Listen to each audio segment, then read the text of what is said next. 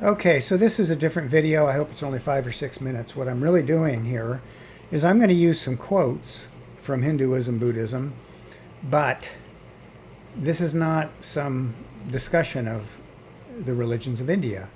This is my personal appeal to everybody. Not a whole lot of people watch my videos, but who knows? I'm just going to put this out in the ether. And what I'm really saying is, can't we all just get along? What I'm requesting or saying is that we all put our meditations, prayers, or thoughts out into the world to help our country get through this very difficult time. And what I'm viewing as difficult, or what I'm witnessing, is that our country has been stirred up in a very ugly way into extreme individuation, an extreme dogma, an extreme dramatization of I am right and you're wrong, to the point where I hope we don't have any physical difficulties. I don't think it does any good for me to yell and scream about it, or anybody. What we can do, all we can do is all we can do. And it just occurred to me that maybe a few of us will, put our thoughts and meditation prayers out there to calm things down. And maybe we, as a country, or even the other countries that are involved, maybe we need to go through this, and maybe we're going to learn something from this ugliness, which I believe we are being taught some great lessons. But it's a challenge, and maybe it's important that all of us put out the right, I'll just say prayers, that we get through it. I'm going to give a quote here that I think is incredibly valuable, and it really tries to bring all the religions together, and really everybody together.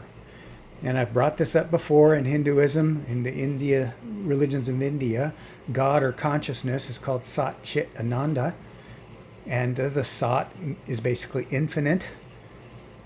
Chit is truth and knowledge and understanding, and Ananda is love and bliss. But here's this interesting definition, and this tries to bring everybody together into a oneness. You'll see where I'm going on this. Sat Chit Ananda is a Sanskrit term that describes the nature of reality as it is conceptualized in Hindu and yogic philosophy.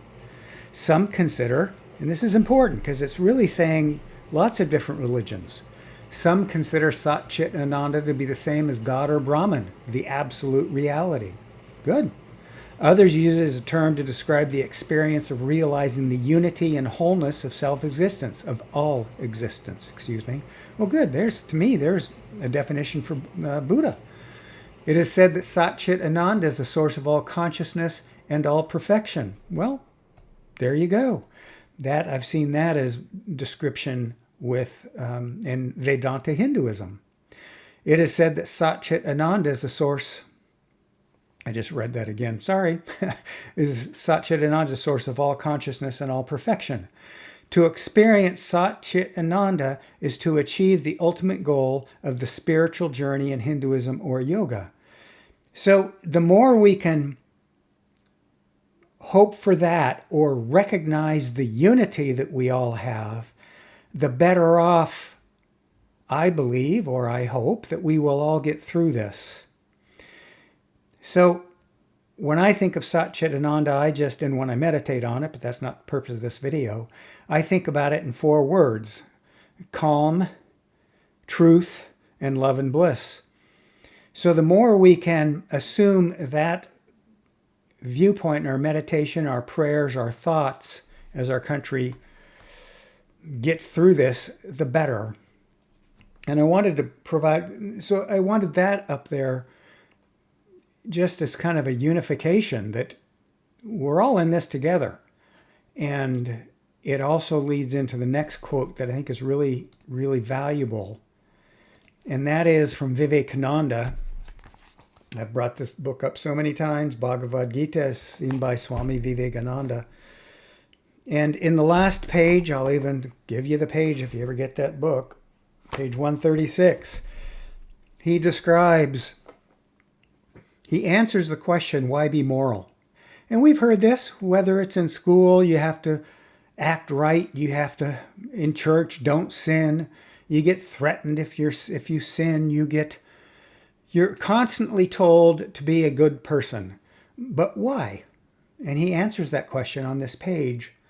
And in essence, paraphrasing it all, it goes back to this earlier definition of Sat Chit Ananda, and that is all is one. And that we are that bigger picture. And yes, I'm little Jim here being Jim, but ultimately who we really are is the bigger picture. And so when we hurt somebody or we get judgmental about somebody or we yell and scream and we're harmful, we're hurting self at the same time. One of the ways he describes that is we are hurting self with the big S self, the big picture, the Sat Chit Ananda, by the little s self. So little s self is hurting big S self, which is hurting me. And so when I don't even want to get into it because I could start getting angry, and I don't want to be angry. This is a promotion of prayers and meditation and thoughts that we get through this. And here's the quote: those who have attained the sameness, that oneness, are said to be living in God. And God means consciousness, it means oneness, whatever fits your path and your definition of all of this. Those who have attained the sameness are said to be living in God. All hatred is killing the self by the self. And notice the little capital S, the little s self. So we don't want this individuated individual, this person, me, or anybody, to be hurting the bigger picture. Therefore, love is the law of life.